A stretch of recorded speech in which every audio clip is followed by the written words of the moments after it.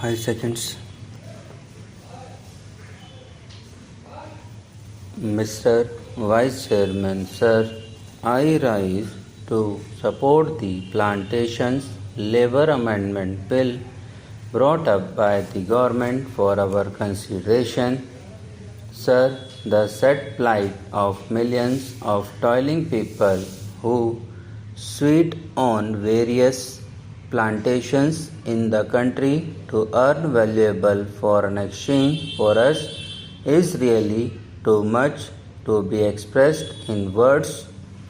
These workers live and work in most inhumane and pitiable conditions. These plantations include tea, coffee, cinchona, rubber, etc.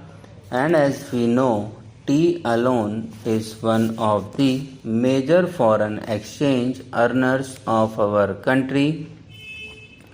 But sir, it is indeed most regrettable that notwithstanding a lapse of 34 years since our independence, these workers who earn crores and crores of rupees by way of foreign exchange have to live in most miserable conditions.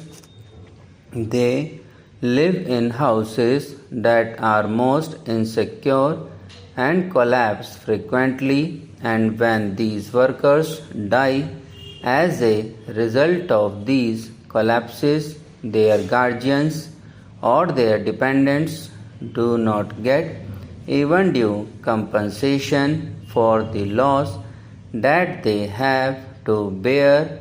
Unhygienic living in distant and far-flung areas, compounded with lack of medical and educational facilities, make their life utterly miserable.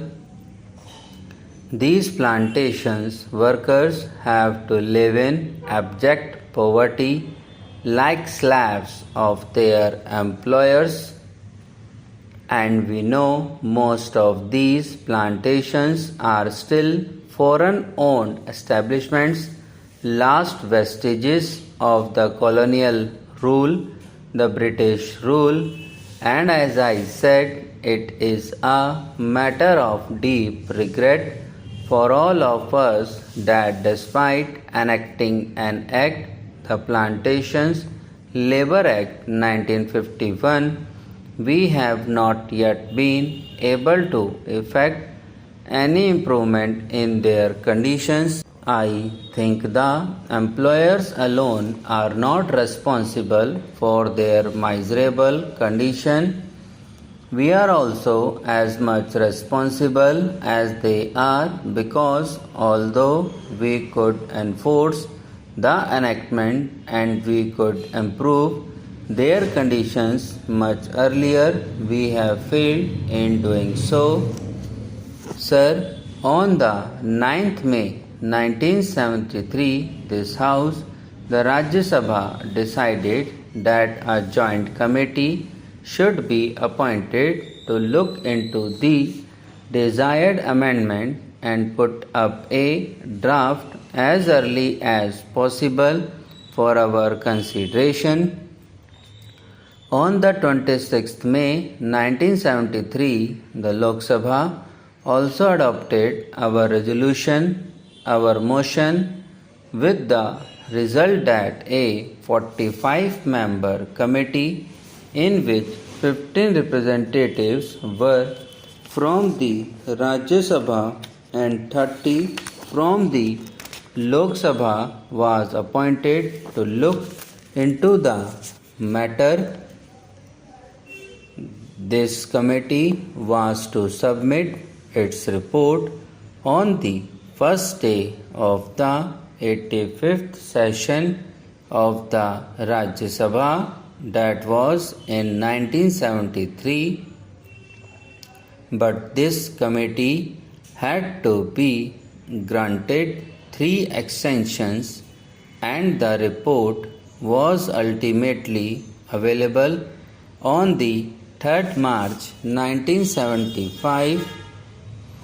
at that time, as we all know, the so-called JP's movement of total revolution was at its peak.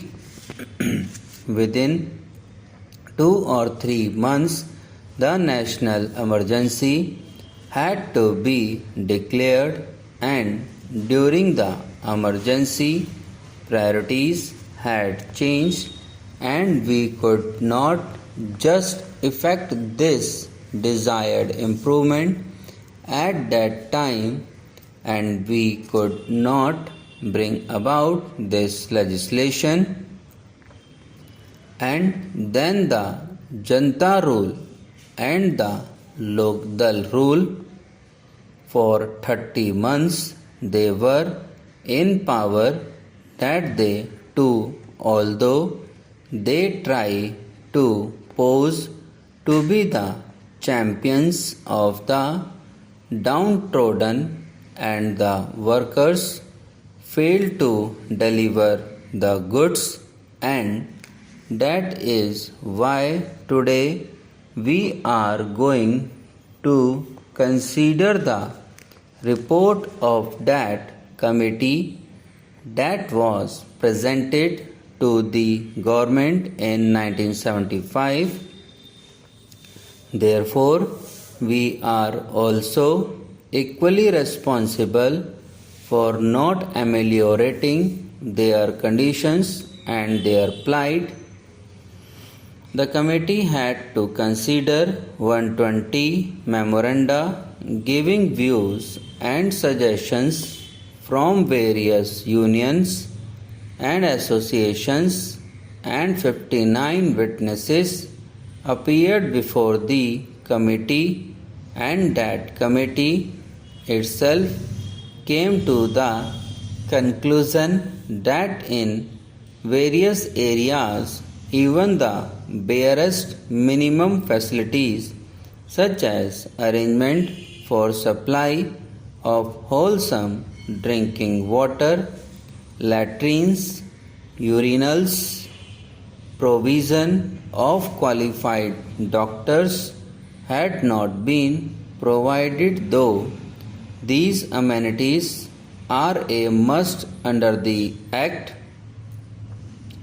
The Act has been there, but we could not enforce it, we could not implement it, only because the employers did not want it. They did not want to give to the workers due justice.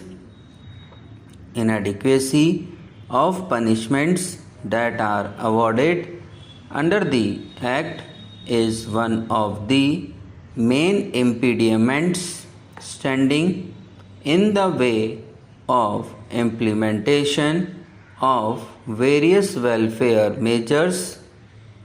Courts generally take a lenient view of the offences under the Act, and they let off the employers who are offenders with lighter punishment, which generally amounts to a fine of rupees 100. So the committee suggested amendment to section 36 of the Act. An employer is required to provide these workers living accommodation, but generally, in spite of the fact that the government gives loans and subsidies to the employers for construction of houses, progress in regard to these constructions is very poor. As I said earlier, very unhygienic and insecure houses are there where these people have to live. Even compensation to the workers in the event of house collapse is not given. Subscribe now and press the bell icon. Never miss an update.